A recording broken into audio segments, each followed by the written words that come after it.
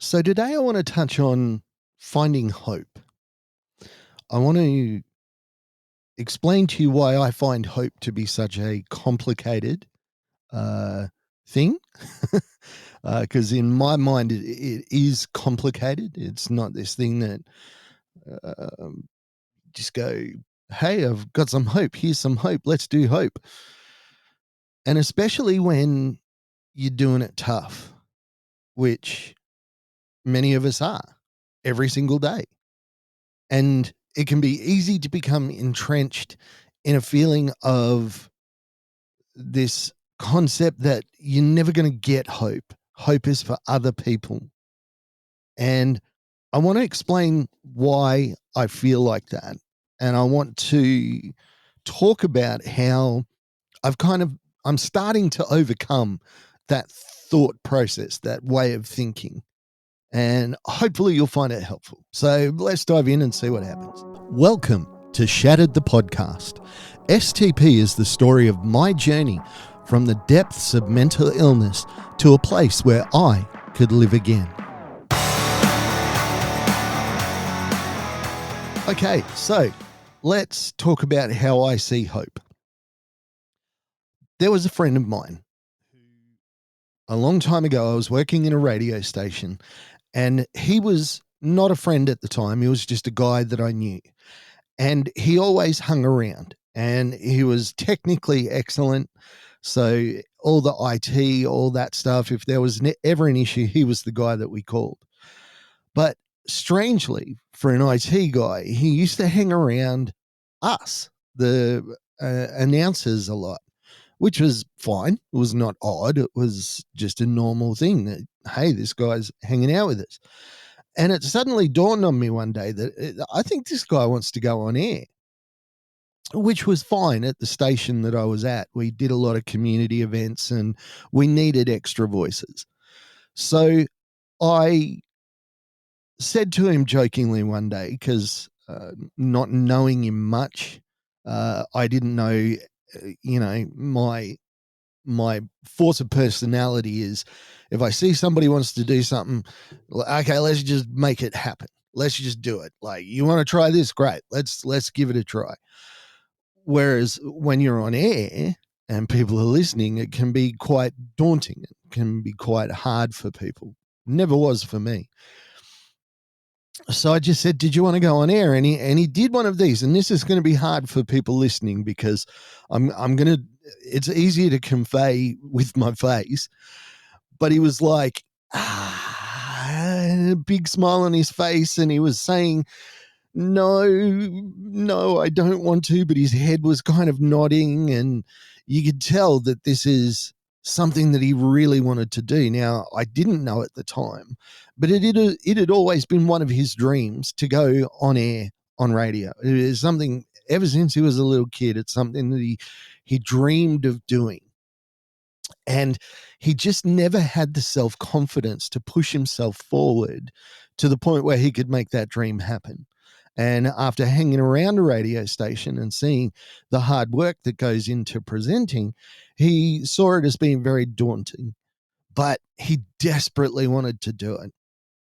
So rather than force the issue and make it a difficult thing for him, I decided to just spring it on him. Came up to him during an appeal. And when you're on an appeal, it's long days, and having somebody else in the studio helps you keep your energy up. And I had nobody. So I went to this guy and I said, mate, could you please come on air with me? Keep me company. Like he was doing me a favor. And his face lit up like a shiny Christmassy tree. I could tell that this was a huge moment for him. And the way that I'd asked him to do it with me was him doing a favor for me. He was helping me out. Now, did I really need him in the studio at that point? Probably not. I could have pushed through, but he genuinely was helping me because an appeal at a radio station goes for days and days and days, and there's preparation and you just get exhausted. So he comes in and sits down and he explained it to me later how just overwhelmed he was and how grateful he was, and he was living his dream. And I never just flip a microphone and let somebody talk. It's always, what are we going to talk about? What do you want to discuss? Where are we going with this little 20-second conversation that we're going to have? And so initially it was just, hey, you're somebody that's working at the station who is working behind the scenes, and I've just brought you on to let people know what kind of things goes on behind the scenes. It's very easy for him to do because he was just describing what he was doing. All right, so he's doing this thing, which to me, it's cool. I love being on radio. But this sense of wonder that he had, this sense of joyfulness, this seeing somebody live their dream for the first time, it's a very special thing. How does this tie into how I feel about hope? I think about this guy. I think about me bringing him into the studio and sitting him down, and he is around his dream every single day. He's working on the technical side. He's seeing people do this thing that he loves. And finally, he's in the chair. He's got the cans on, the headphones on. He's got the microphone. He is about to do something that as a child he dreamed of doing. I think about myself in that position. And then just about as I'm about to hit the button, I turn to him, and I didn't do this. This is in my imagination. So I'm now on that other side. I'm about to have this thing that I've seen other people have. It's within my grasp. It seems like something that everybody should be able to have. And then just as I'm about to talk, he goes, "No, you're not going to do it." I can't even imagine how much pain that would have inflicted if I had have been so cruel as to do something to my friend like this, to put him within seconds of his dream and then ripping it away. For me, that's what hope feels like. It feels like something that everybody else has. Everybody else has the ability to enjoy, partake of, be part of. And I'm around joy. I'm around hope. I see people around me that are, people that are telling their stories for the first time. I see people that are doing things, having success. And I feel like that guy sitting down, just about to have that hope. And I feel like it just gets pulled away at the last second. And that's every time I feel about hope. I walk in, I sit down, I'm in the realm of hope. I'm in the place where hope can happen. And it's always, always going to be taken away from me.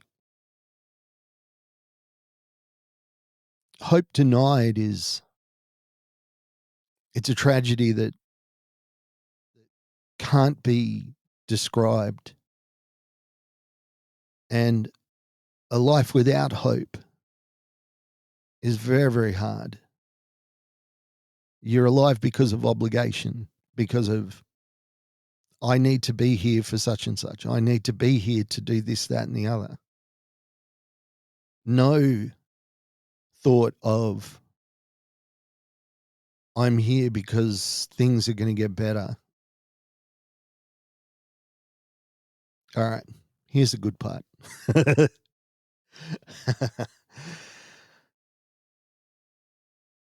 When you're in the middle of your mental illness, when you're doing everything that you need to do from day to day, you are doing the work, you are putting the effort in, you are taking your drugs, you're talking to people that you need to talk to, you're showing up, you're faking it till you make it. It's easy to forget how far you've come. It's easy to lose focus on how bad things were because you're so in the moment. You're dealing with the pain now.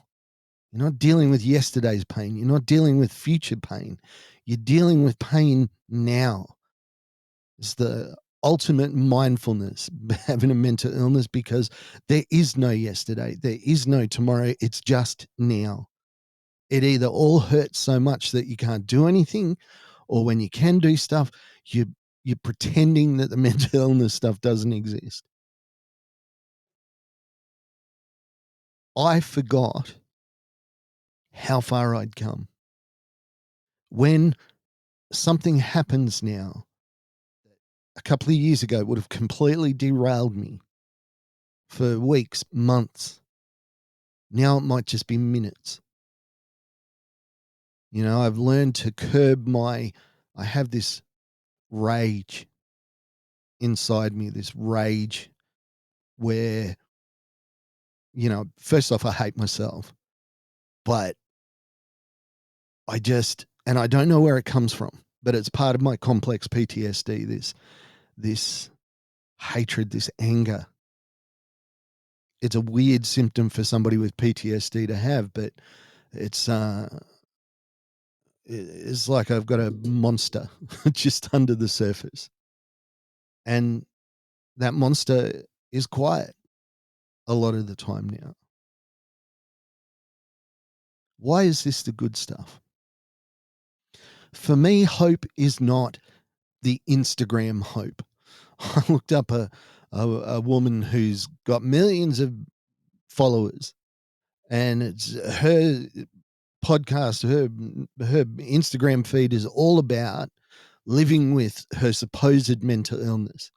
And somehow she's always living in the tropics, um, or in Greece, or, some famous beach.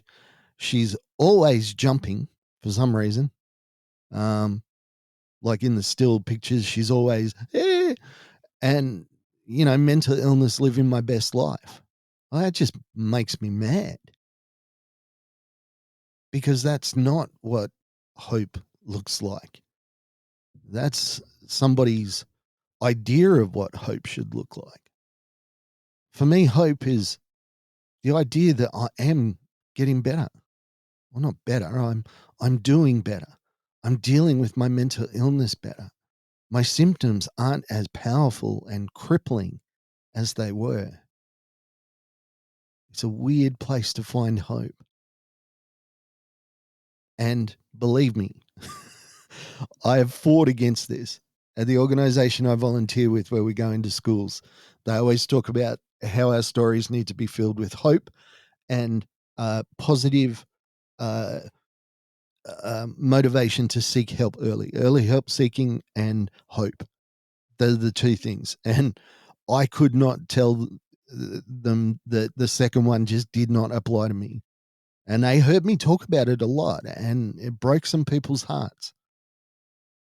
But it's the truth. But I'm finding that the truth is more nuanced than I thought it was.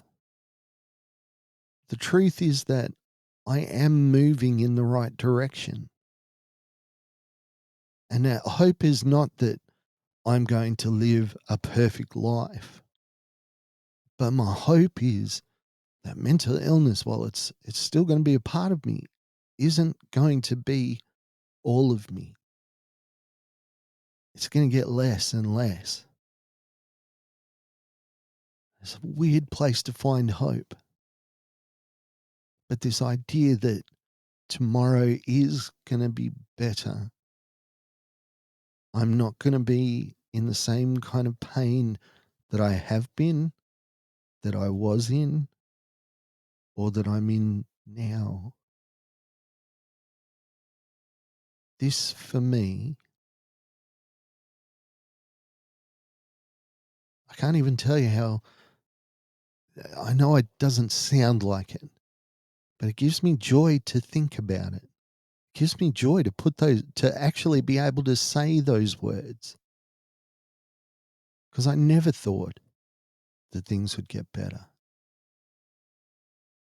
I thought my life was over, that struggling was going to be my lot for the rest of my life, and that was it.